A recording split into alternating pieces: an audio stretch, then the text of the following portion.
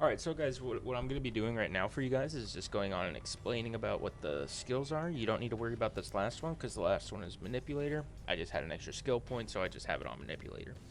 It doesn't mean you can never go wrong with it. So what we're going to start off with, and I'm going to go on and display it larger on the screen for you guys, is we're going to start off with Infiltrator, which inside of the Infiltrator skills, the basic one is that whenever you successfully pick a lock or kill an enemy with a throwing knife, you gain or you refresh. You will refresh your rush, which rush is definitely going to be a very handy skill throughout this whole entire playthrough, as you're going to go on and see. And then we got Quick Fingers, which as long as you have rush, is when you go on and successfully jiggle the lock, it'll go on and immediately pick it. So that's playing back on that first one though, because whenever I successfully pick the lock, it'll refresh it or it will give me it. So you're going to see later on as well that I'm going to be purposefully using this as soon as I'm in the vault, because it's going to be so much easier to open up all of those lock boxes. Bagger is only good as long as you have the 50%, or not the 50%, as long as you have your rush, so because it will allow you to go on and regain your stuff, or like you'll be able to bag your stuff 50% faster. So that is useful, but I don't really tend to use it. I usually use that for my other heists. And then going down the list, like I said, we could just ignore the Manipulator. So we got Grifter. Now our Grifter perk tree, the basic one is as long as you are masked off.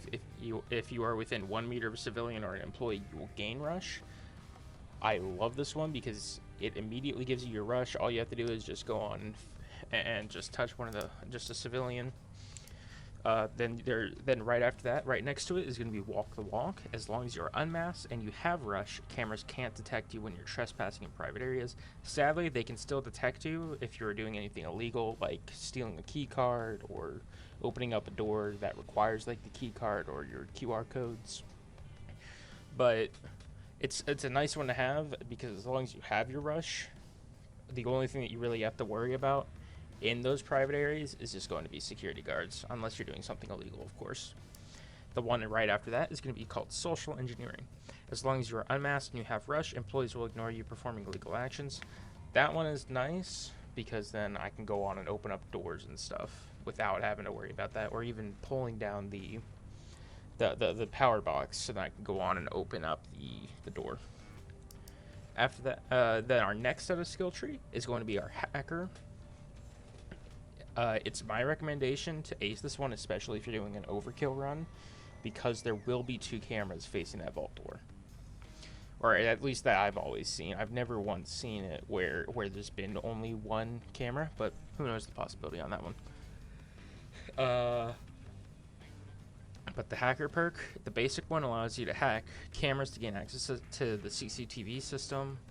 And then its description also says that this functions as if you've had to access the high security room. And then the aced one, if they have an active runtime, then you can go on and cause an electrical explosion that will stun anyone within range and destroy the device. I don't ever use that unless I'm just trying to mess around and have fun with it. Alright, so after that, we have the Secure Loop, which you can use 1 runtime to make a security camera. You're controlling loop its footage. Cameras looping their footage cannot detect you or anything out of the ordinary. So basically the runtime is what you gain with the basic Hacker, but as soon as you ace that, you get 2. So that basically just means that you can loop 2 cameras as long as you have it aced. The last one that I would recommend is going to be Glitch Protocol. Sadly, it doesn't seem to work if you are like, even though its description says if the guard was about to detain a player, the guard will go into search mode instead. I don't seem to ever have it where they go into search mode. They always just seem to immediately pull out a gun to try and shoot at me. I don't know if I'm just very unlucky when it comes to that, but who knows. But the Glitch Protocol is a really good one, because if a guard is trying to escort you out of an area, all you need to do is activate. All you have to do is go on and activate the Glitch Protocol if the guard's trying to lead you out of the area. And with that, you can go on and just walk right away from them. Just try not to get caught, because you can't use it for another 60 seconds. But yeah, that's going to be it for the skill tree. Now, for armor, I would just recommend going after the standard lining. Standard lining seems to be the it seems to be the best one, just because of the fact that even though it gives you no protection, obviously you're trying to do this stealthily, so you don't really need protection. But you want to be as light as possible and as fast as possible, which is what that standard lining will go on and give you. The microcams, I didn't use it in this run, or well, I used the microcam in this run for putting it on a wall. But there's another way that you can go on and use microcams, just like how police officers have body cams. Sometimes when I've played this by myself, I've gone and put them onto the lead guard as basically like a body cam, like the GoPros that you always see, like that live leak police footage.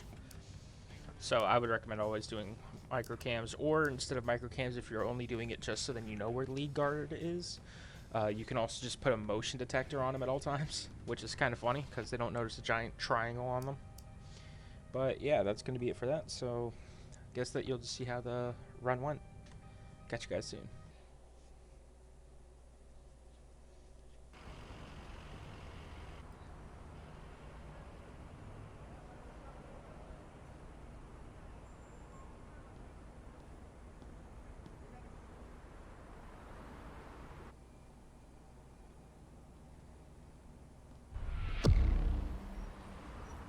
That bank's vault is full of cash, waiting for transport. More guards than usual patrolling the building. Stay sharp.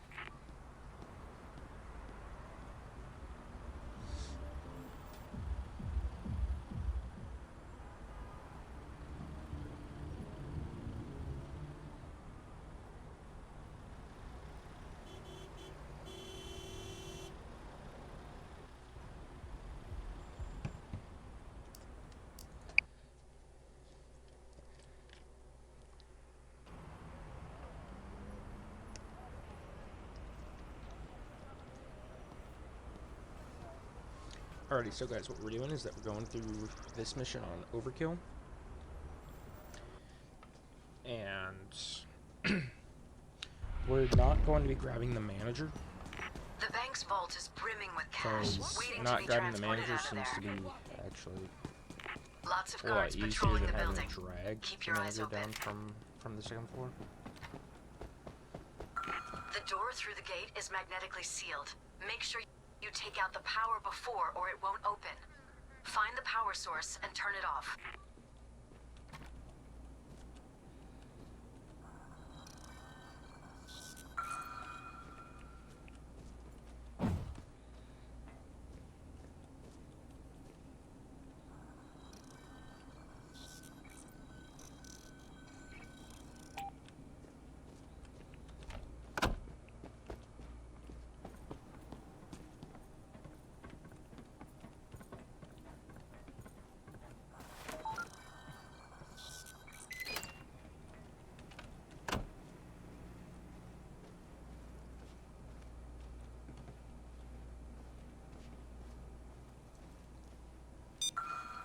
You'll need a red keycard to open the power room door. I'm sure there's one around somewhere.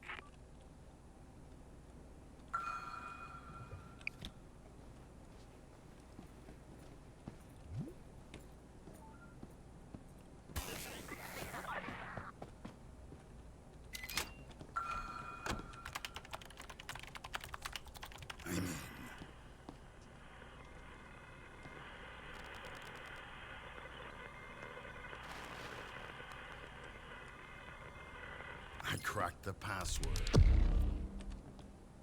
Flip that switch to open the security gate.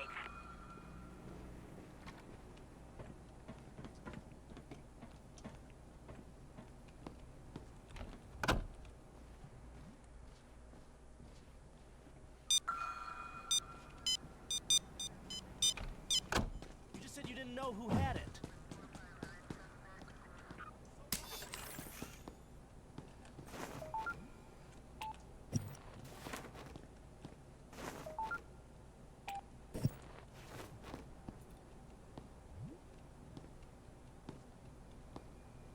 Hello, game? You gonna...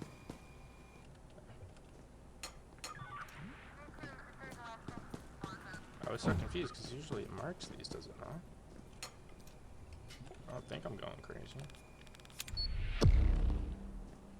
Grab one of the executives to get us into the vault. They'll be easy enough to spot. Just keep an eye out for that corporate look. Wrong code. Wait a few seconds to give it time to reset.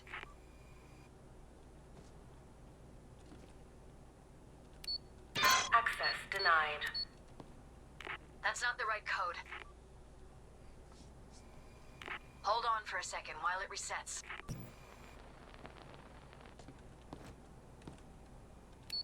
Access denied.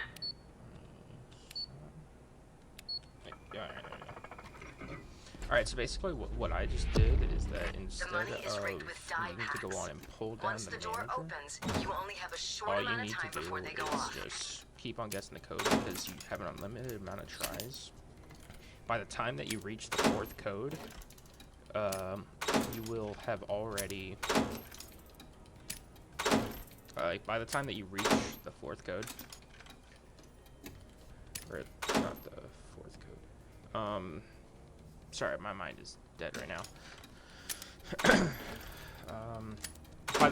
Even though there's 4 digits, by the time that you go on and bring down the manager, if you understand how to do that, which all the times that I've done it has just been really difficult, and then I had figured this one out just by messing around.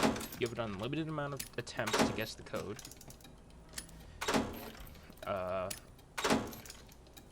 But what I've realized seems to work the best is you just keep on guessing the code, because if you have 4 different digits, or like there's 4 different numbers, like how you saw come from the digits that they could have been was 2, 4, 7, and 8. If you have 4 digits like that, it's only 24 different combinations. If you have 3 digits, there's only a possibility of, I think it's 18 different combinations. And then if you have only 2 digits, it's a possibility of 12. So believe it or not, having less digits is actually easier to figure out.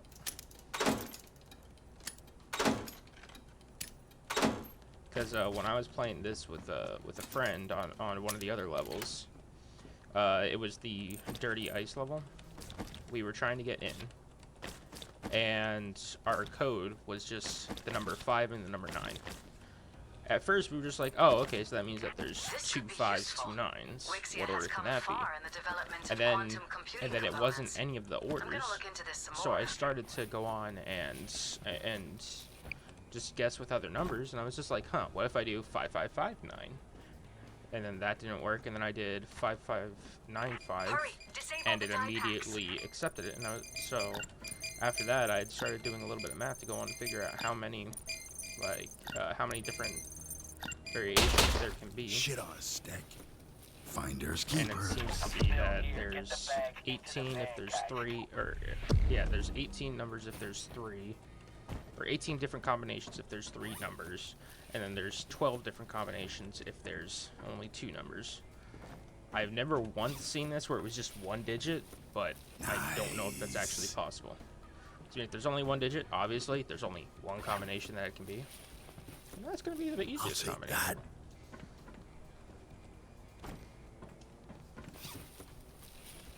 And whatever you do, Finders keepers. do not sprint in here like I keep on doing. Because if you go on sprinting here, they'll come in here, they'll spot you, they'll I'll arrest take you. that.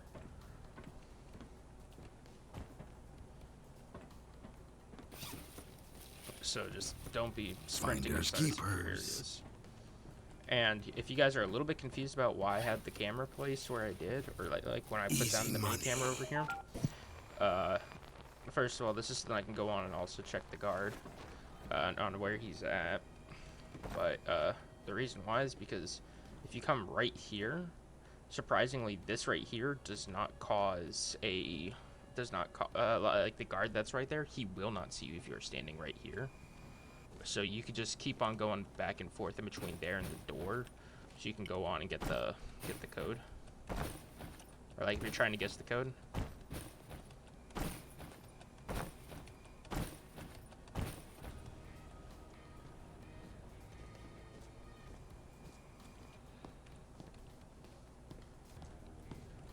Guard over there.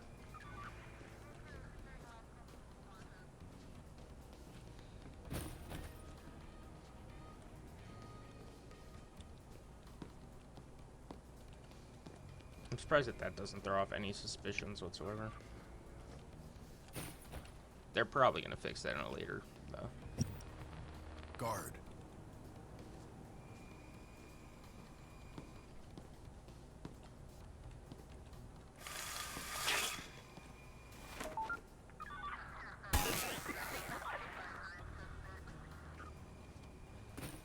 If you guys can, I would advise you to Watch the guard. to close that. Because if you go on and close that, it basically will since there's the guard that has the route back there, he will go on and try to pick up the, or not pick up, he'll go on and notice you if you're walking around inside that vault area, which is very broken. I've had that happen before, where it's like I'm in the vault, but for some reason, if that's open, he can very rarely see you inside of there. I don't know if they've already patched that. 2 bags and counting. But that seems to be really broken. 'Cause, I mean, I have no clue how he's able to see through so much steel. 3 He can bags do and whatever he counting. wants. I mean, I'm just making a withdrawal. That's 4 bags.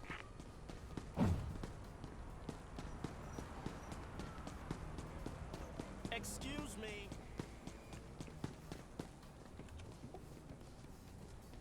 Guard.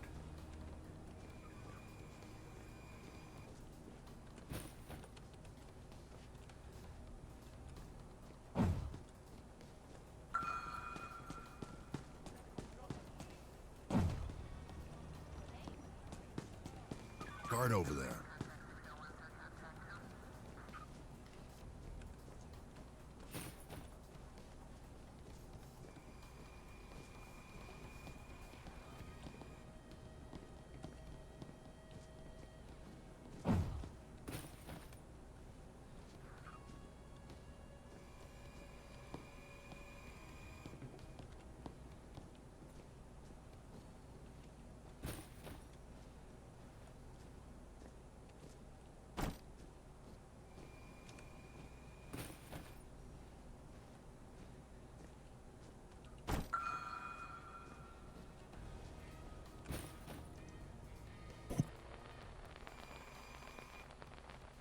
Watch the guard.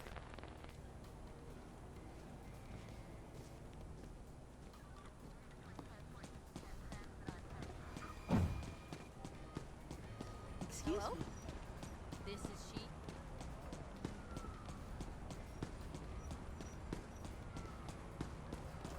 That's 5.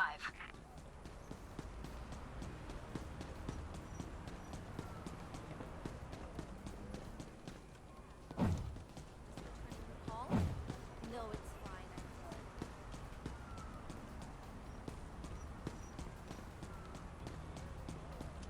That's 6 bags.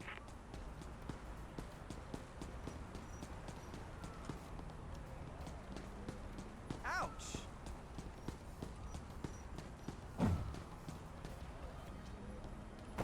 That's 7.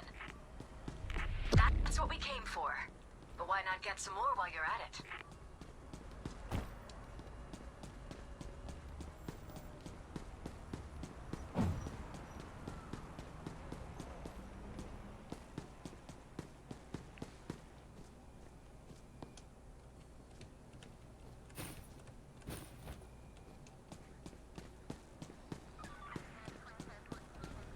Okay, it's just I was. Oh, I was told. My bad.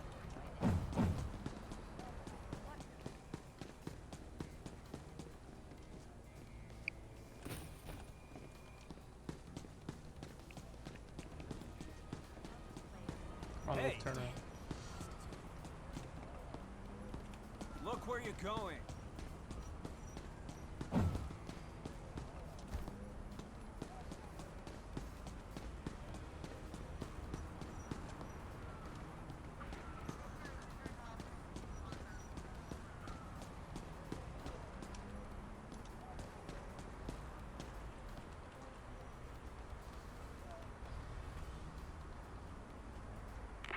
This could be there we something.